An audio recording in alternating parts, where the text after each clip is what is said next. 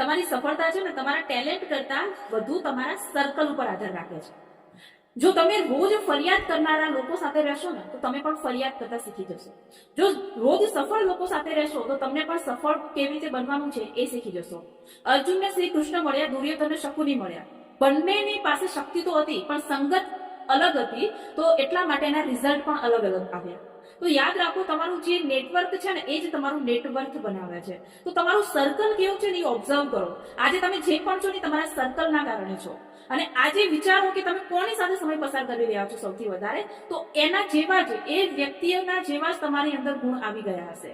અને અત્યારથી અગર તમને લાગતું હોય કે આ સર્કલની અંદર મારો ગ્રોથ નથી થઈ રહ્યો, તો પહેલા ગ્રોથ માટે આપણે શું કરવું પડશે?